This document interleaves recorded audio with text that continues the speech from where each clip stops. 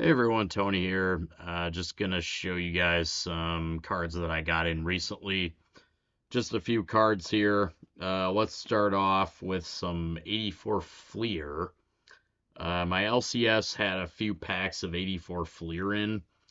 I'm not sure why.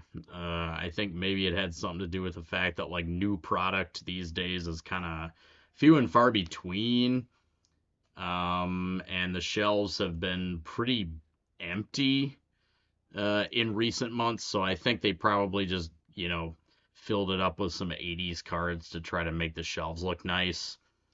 But I got a couple cool cards from the 84 Fleer. Some highlights here. I got Don Sutton in a Brewers uniform when he was briefly playing for the Brewers. Of course, Don Sutton played for the Dodgers for approximately 2 centuries, and then he actually also played for the Brewers, believe it or not. So there's that, and then I got this nice Steve Carlton Superstar Special 300 club and strikeout record. Pretty nicely centered card, in great condition, of course, because I pulled it myself a couple days ago. I also picked up from the latest Topps Chrome, was it Cosmic? I got some nice Bryce Harper die cut action. This is the launched into orbit Bryce Harper.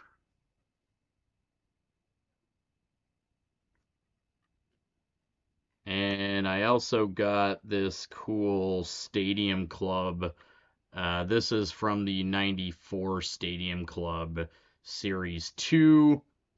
I got this Manny Ramirez.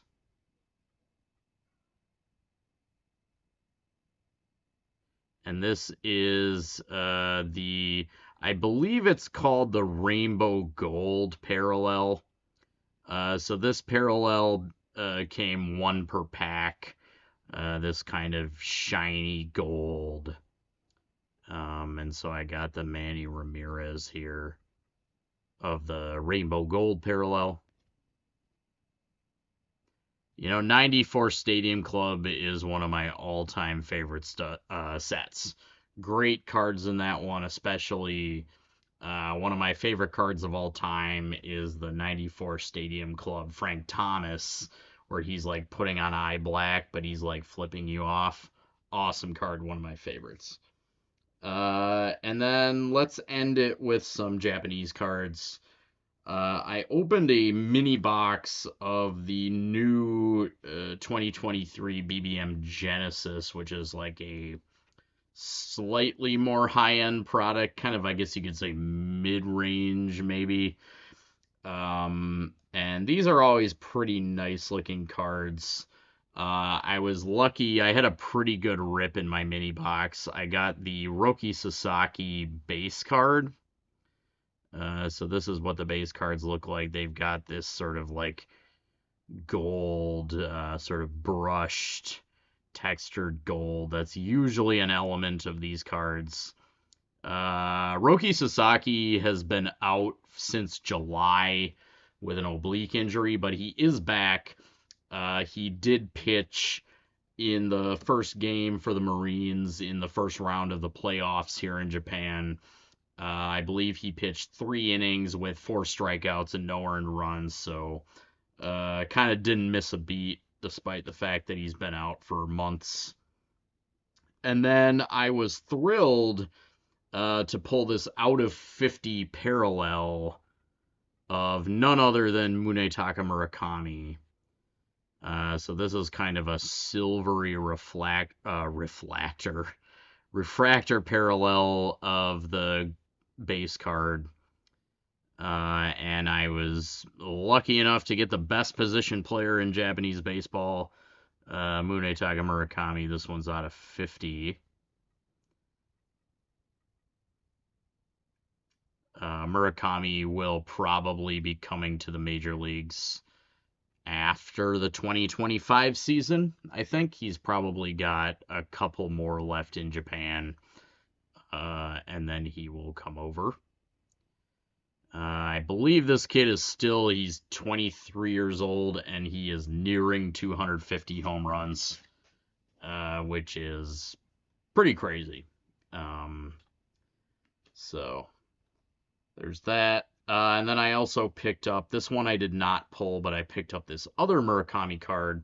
This is a 2023 BBM insert Mr. Franchise. A nice shiny card of Murakami, where the current lighting doesn't really do this card justice, but very shiny. This one's numbered to 100. Nice thing about these Japanese cards is that they just overall, given the fact that it's mainly for the Japanese market and things like that, the print runs on these cards are just a lot lower than the top stuff. A parallel numbered to 100 for Japanese cards, I would say, is actually kind of high. I mean, it's not like the highest, but it's, you won't really find cards here, Japanese cards, that are like out of 2000, right? Like the Topps Golds or anything like that. Finally, I've got a vintage Menko card. This is Tetsuharu Kawakami. A nice circular Menko here. Now, Kawakami, if you don't know about him, he was kind of one of the original Giants stars, the original Tokyo Giants stars, before Sadaharu Oh, right? This guy was a big star, probably the first sort of Giants superstar. I guess you could count Eiji Sawamura, the pitcher who struck out Babe Ruth and Lou Gehrig, in that same category. He also played for the Giants, but it was really Kawakami who was kind of, I would say, the first like true big Giants superstar. Kawakami was known as Akabato, which means red bat. He was known for his distinctive red bat. And one of the main reasons I bought this card in particular is because you can see his trademark red bat represented on the card. So Kawakami did not, I would say, have as a player, not, career cumulative numbers that you would consider to be like Hall of Fame level. However, he did win 5 batting titles as a player, which is pretty impressive. But I am talking about the compile numbers. However, Kawakami went on to become a massively successful manager with the Yomiuri Giants. And I believe he won 11 Japan Series championships as the manager of the team. He is a Hall of Famer all around just because of his playing career. Like I said, 5 batting titles, and also a wildly successful manager. Think about picking up some Tetsuharu Kawakami cards. They are not super pricey, certainly cheaper than guys like Sadaharu Oh. And he's just really one of the all-time greats. So this is a blank back.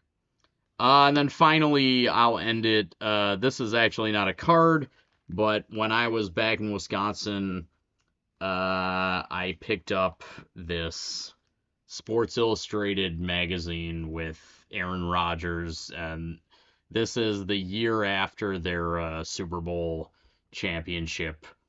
The year after, that's when the Packers went 15-1 in the regular season. They lost to the Kansas City Chiefs.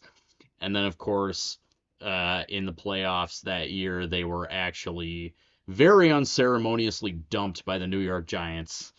Eli Manning again. But this was during the season, and the Packers were looking like an unstoppable force. coming off of their World Series, their Super Bowl championship, when Aaron Rodgers had I mean, man, that year was crazy. Jermichael Finley, Aaron Jones, Donald Driver, Jordy Nelson, Randall Cobb, and Greg Jennings. He did not lack for targets that year, and it was a really fun regular season, 15-1. But anyway, Sports Illustrated with the Packers on the cover. So, all right, guys, as always, that's it for me. Thanks for watching. Peace.